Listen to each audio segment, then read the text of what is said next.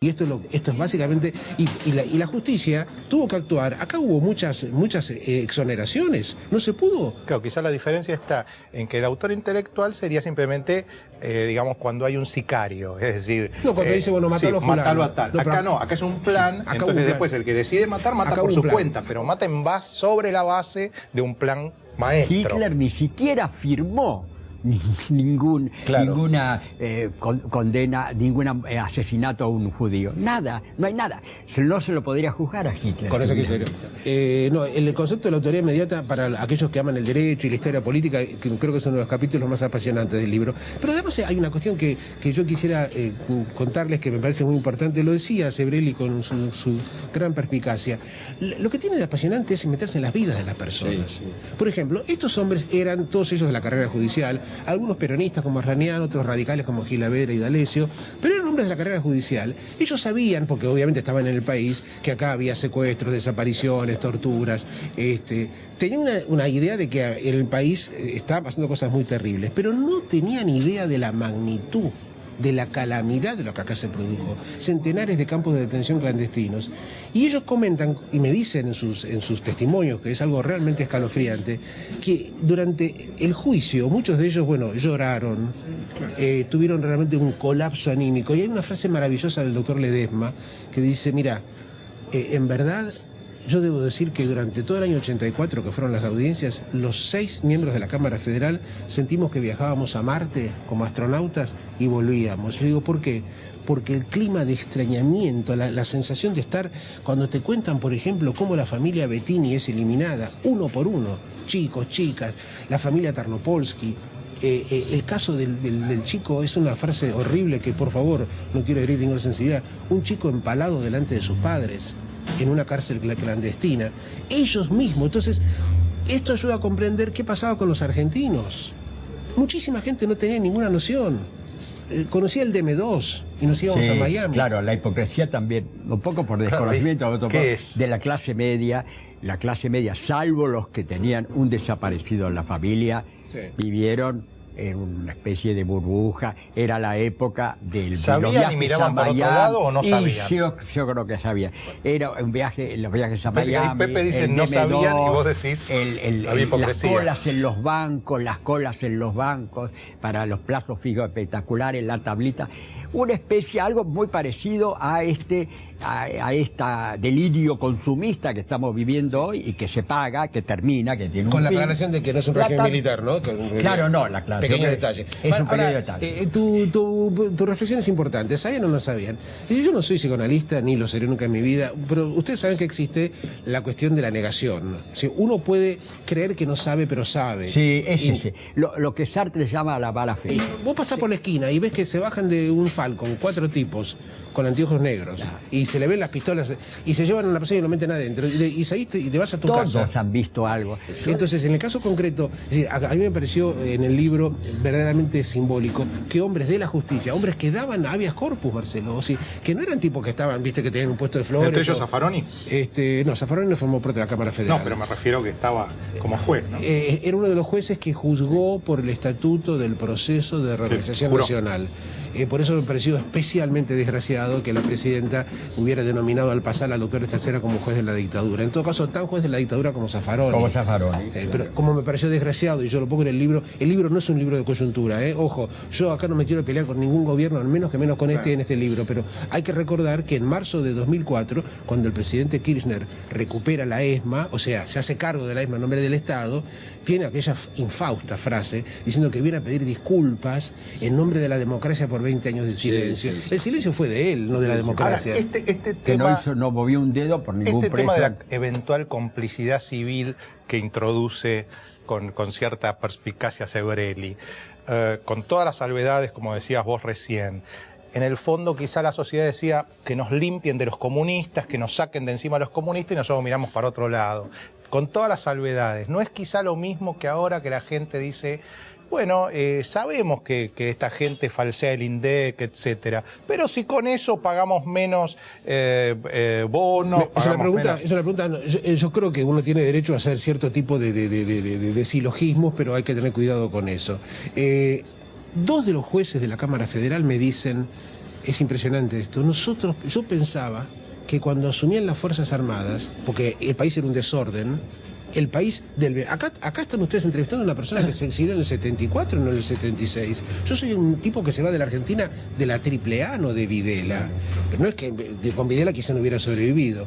Pero ellos me dicen, Ricardo Gilavedra, un hombre que, por ejemplo, cumple 36 años con un cáncer muy joven, me dice, yo tenía la convicción de que cuando los militares asumieran la conducción de la represión, las cosas iban a andar fantásticas porque iban a ser, no fantásticas, iban a ser correctas. Correcto. Los militares de mi patria. Nunca ni en la más terrible pesadilla él imaginó que los militares iban a organizar campos clandestinos de concentración.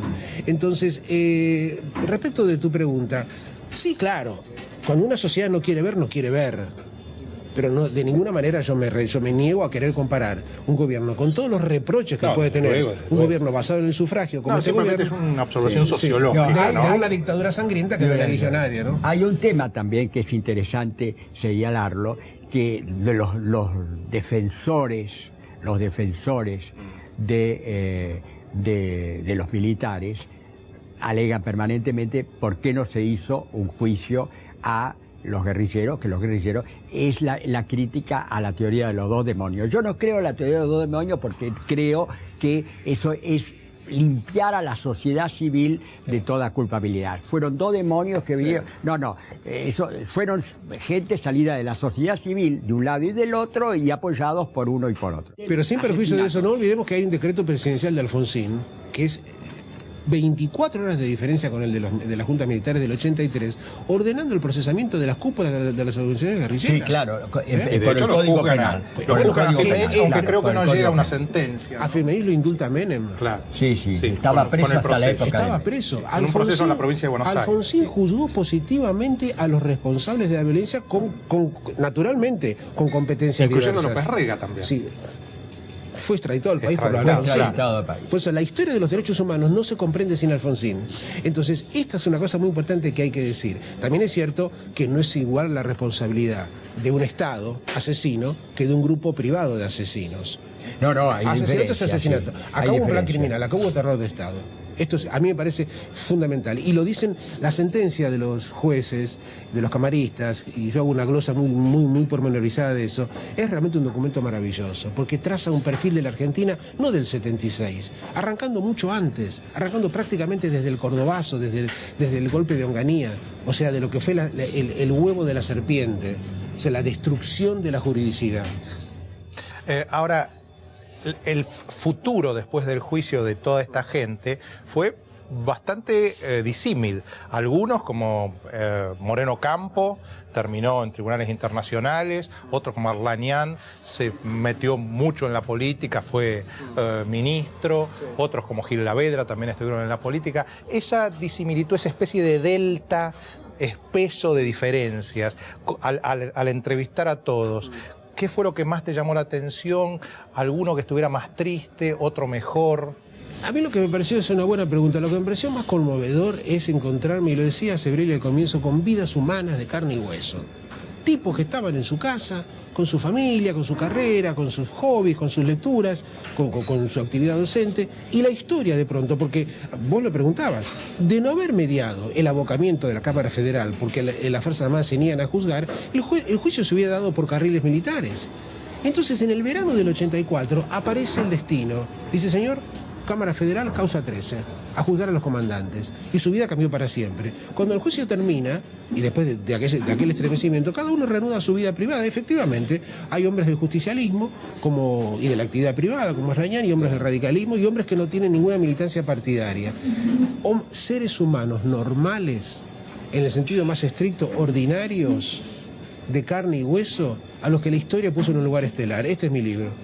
Pepe, como en una aporía eliática, me gustaría volver a lo que planteó Sebrelli al principio, esa inflexión que produce Kirchner cuando llega al poder, a la luz de tu estudio, ese cambio del prólogo del Nunca Más, ese cuadro que le hace bajar al militar, esa idea de que se empieza todo de vuelta porque no se había hecho nada bien en la Argentina y ahora sí vamos a juzgar. Y un museo de la memoria que fue muy bien criticado por Teodorov cuando vino, lo llevaron y dijo, este museo es un museo totalmente unilateral, porque no aparece la causa del terrorismo de Estado, que fue el terrorismo revolucionario. Tiene que aparecer. Esta inflexión, ¿cómo la vivís a la luz de tu estudio? Yo me he querido, está muy bien, yo me he querido apartar de la coyuntura de hoy, porque no es un libro que tiene que ver con una campaña electoral, no es un libro que tenga que ver con mi conocido pensamiento sobre el gobierno del matrimonio Kirchner, pero en punto a esto, yo no podía menos que tomar en consideración que este libro era necesario, y creo que lo sigue siendo modestamente, porque acá hubo un intento muy fuerte y desafortunadamente muy exitoso de adulterar la historia. Acá no hubo silencio, no se habla de silencio. Y yo cuento una anécdota un poco fuerte, que la cuento cada vez que puedo, y se la voy a compartir con ustedes, que me revela hasta qué punto ha habido una gran hipocresía. En el año 2003 asume el doctor Néstor Kirchner como presidente, el 25 de mayo. A los pocos días, fines de mayo, comienzos de junio, recibe una delegación de las Madres de Plaza de Mayo en la Casa Rosada, encabezada por la señora Eve de Bonafini. Cuando la señora de Bonafini sale, la reciben todos los mobileros, los periodistas en la sala de prensa, le dicen: señora, ¿qué tal? ¿Qué le pareció? Dice: estoy muy emocionada, la verdad que ha sido un encuentro fantástico, el presidente nos ha dicho que podemos venir cuando lo deseemos, que no hay que pedir audiencia. La verdad, estoy muy sorprendida, dice la señora Bonafini. ¿Por qué? Y dice literalmente, con las debidas excusas: yo pensé que era la misma mierda que todos. Pero en 2003 habían pasado 20 años del juicio a las juntas. ¿Cómo pensó que era la misma mierda? Quiere decir que nunca pudo pisar en la provincia de Santa Cruz. Nunca hubo un homenaje, no hay un solo monolito, no hay un solo acto de recordación de los desaparecidos. Muchos de ellos eran camaradas, montoneros de Kirchner. Esta es la hipocresía. ¿Cómo que hubo silencio? Silencio hubo de ellos. Bueno, muchas gracias, Pepe. Hoy lo hicimos en un ámbito especial, en Clásica y Moderna, gracias a Natu Poblet, que nos ha facilitado este lugar. En los altos de este edificio vivió en su época el presidente Roberto Marcelino Ortiz, que gobernó la Argentina entre el 38 y el 40, en la llamada década infame, título que vos en alguno de tus libros recusás, porque, por ejemplo, esta historia de las ideas políticas, creo, allí vos relativizás la idea de la década infame, un presidente que... Sobre todo tomando en cuenta las décadas que vinieron después. ¿Qué es la década? Vivía aquí arriba y salía a tomar el té al balcón, ¿no? Al balcón, sí. Claro, sí. Y después, en este mismo edificio, ya que tenemos un periodista aquí, vamos a hacer un mínimo homenaje, vivió uno de los grandes periodistas argentinos, que fue Ramiro de Casasbellas. Claro que sí. En el mismo departamento de Ortiz. En el mismo que fue compañero de mío de trabajo en la agencia Reuter Latin en la década del 70. Claro, y quizá una de las personas que hizo una emocionada rectificación de sus artículos por el tema del golpe a Onganía. Habían hecho en aquellas revistas, en Primera Plana. Habían hecho, y él fue uno de los primeros que hizo una rectificación, de modo que, ya que estamos hoy con un periodista y en plena democracia, me parece que es pertinente formular... En pleno proyecto de democracia. Sí, una democracia que una democracia se está complicando quizá en algunos puntos. Temblorosa. Entrecruzada por ciertos rasgos del populismo. Muchísimas gracias, Les. Muchas gracias y mucha suerte con el libro, Pepe. Gracias. Muchas gracias.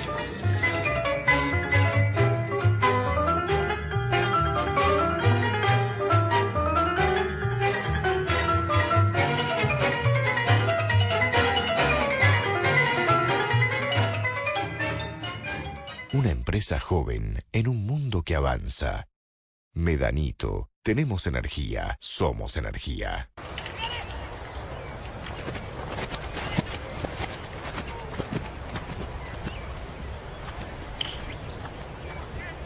Créditos hipotecarios del Banco Ciudad. 20 años cuota fija y los últimos 3 años de regalo. Informate 0822 20400, www.bancociudad.com.ar o en cualquiera de nuestras sucursales. Banco Ciudad. Te quiere ver crecer.